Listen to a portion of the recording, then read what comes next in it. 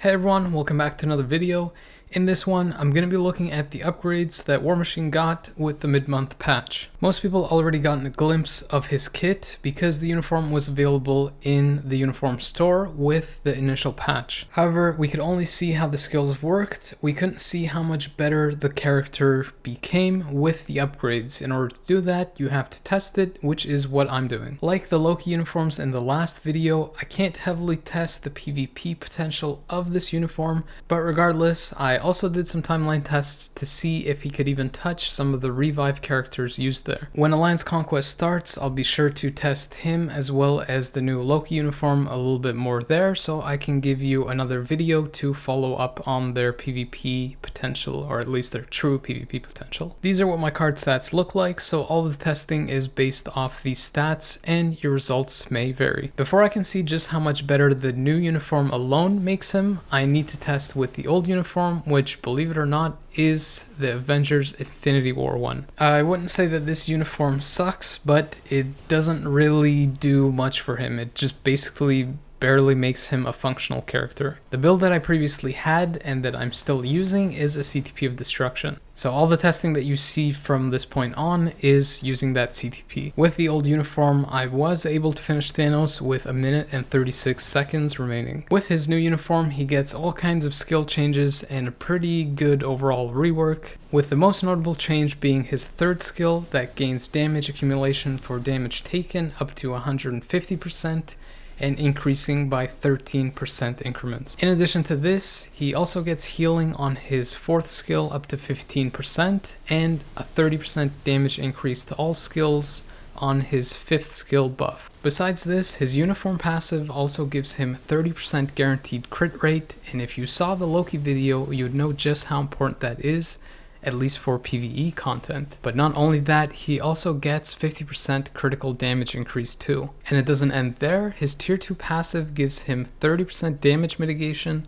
as well as 30% ignore dodge. And probably best of all, his tier 1 passive now gives 40% increase to attack, defense, and 30% increase to HP to all machine type characters. That means that the character is now fully functional by himself, but not only that, he is also a decent leadership as well as a great support, especially with characters that are active at the same time, like Alliance Conquest. But yeah, anyways, with the buffs aside, you might be wondering what the skill rotation is. The one that I tested was 3, cancel 5, cancel 4. You want to use the third skill to get the damage accumulation skill up, the fifth skill to get the damage buff to all skills active, and then the fourth skill is the one that you're going to stay in to proc that does the most damage. Because the skills can be cancelled relatively quickly and stacked on top of one another, a CTP of energy is more than likely going to be the best option for PvE. With that said, one thing to note that's a little bit weird with his kit is that if you do this rotation where you use the 3, cancel 5, cancel 4, you're going to be in an iframe when you go into the fourth skill, and because the damage accumulation on the third skill is based off damage taken, you won't really be in a position to fill that meter up for the damage accumulation to deal more damage. You could try to go into your third skill and then cancel that into your fifth skill and then stay in that a little bit to get some damage taken to fill up the accumulation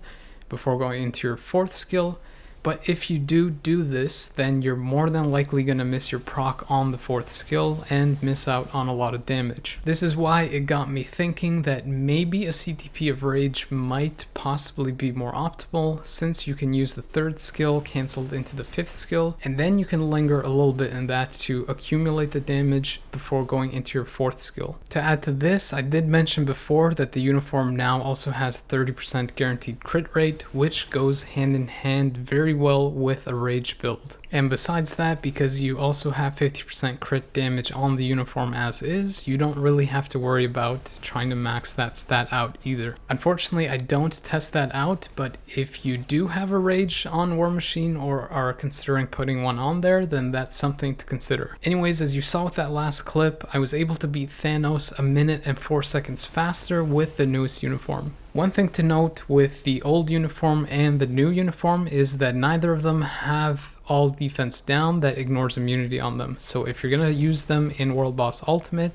they might not perform as great as some of the other characters that have that option. So on Proxima, for example, with the old uniform, I finished with 1 minute and 5 seconds remaining. Even though I said that it might not perform as well, the raw damage on the new uniform is pretty substantial, so I don't think it'll matter too much anyway. Also, a little trick that you can use to try and maximize your damage accumulation when you have a single skill damage proc is to try and activate your 354 right when the enemy starts to use high damage skills. So for Proxima, for example, you don't want to use your rotation till you see that she's going to hit you with some spear attack, and then you immediately go into it. You can see just how significant the uniform upgrade alone is, since I'm able to complete the same stage of Proxima, i.e. stage 99, 2 minutes and 12 seconds faster than before. Now that you've seen how much better the uniform makes him, the only thing left to do is to upgrade him to T3 to see how much better the T3 upgrade makes him. I have to say that the stat bump for War Machine isn't anything too crazy. His HP doesn't go up too much, but that's kind of standard for blast types. Still, he does get a pretty decent damage increase around the 14,000 mark. One thing I wanted to mention is that although the ultimate skill doesn't have too many stats, and to be honest, I noticed that the damage really isn't that great for it, the most important thing that it does give you is that it doubles the amount of accumulation that you build up. So basically you end up building it a lot quicker,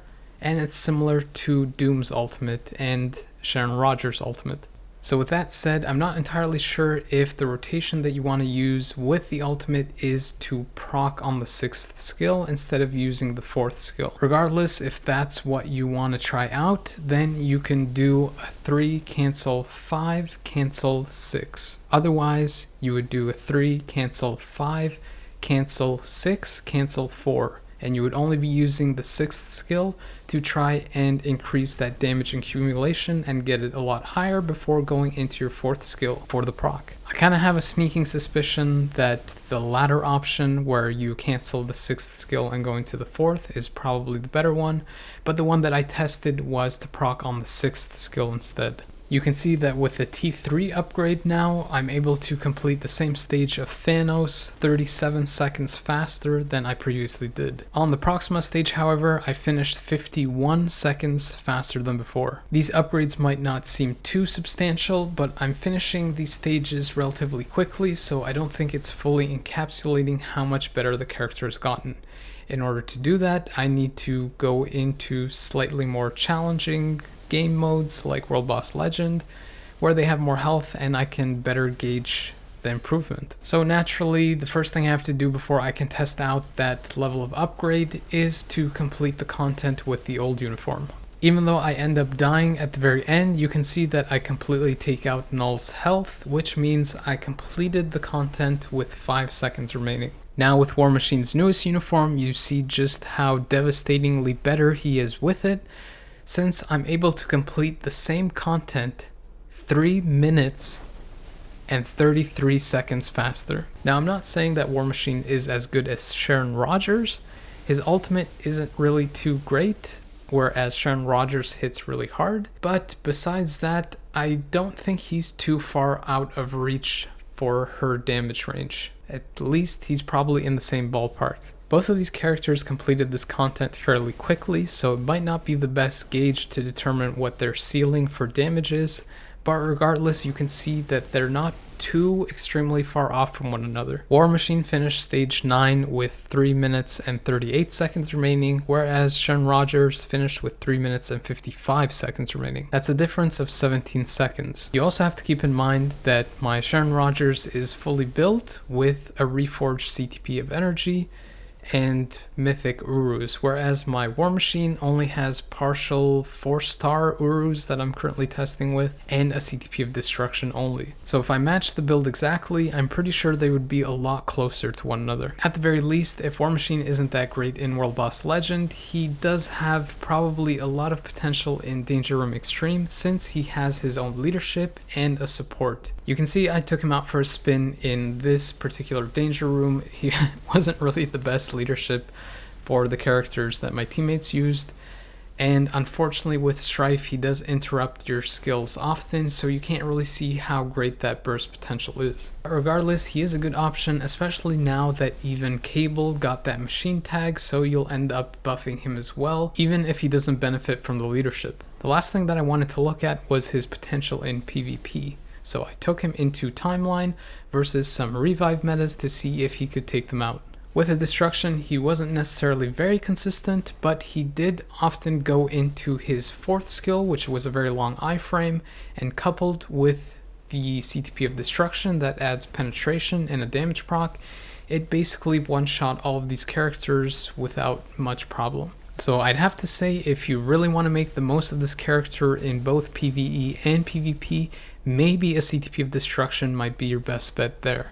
His 5th skill has Invincible, and he does have an iframe on his 2 and his 4, as you're well aware, so his survival is pretty decent. And if you do go with a CTP of Authority, I'm not too sure how well it would work outside of the accumulations, kind of contradicting one another, since if he activates that 3rd skill and you have the CTPA that also has the accumulation as part of its effects, then you might be getting less damage overall actually. I can't necessarily confirm that because it's really hard to test that, but I mean, you don't really have many other options for a survival based build. You could go with regen since he does have healing, but his base health isn't too high, so I don't think you'll benefit too much for the HP shield at the very least from going with a regen build. I also wanted to note that he also has 5 seconds of damage immunity on his 3rd skill, and he often rotates between his 3, 4, and 5. Usually he goes into his 4th skill first, then goes into his 3 and his 5. So his survival in that sense is pretty good, and the destruction really helps him out, because once he goes into that 4th skill, like I mentioned before, it's pretty much an insta-kill. So in content like Alliance Conquest, he might end up being really good with that initial proc, since he might be able to wipe out an entire team right away. I obviously can't confirm this since I've yet to test him there, but I will be testing him there, and that'll be featured probably in the 3099 video with Hulkbuster and Rescue. So that essentially wraps up this video. If you liked the content, find it interesting or helpful, then maybe consider liking and subscribing. That always helps me out. And if you have any questions, leave it in the comments section and I'll do my best to answer them. Thanks for your time and watching, but the video is now over.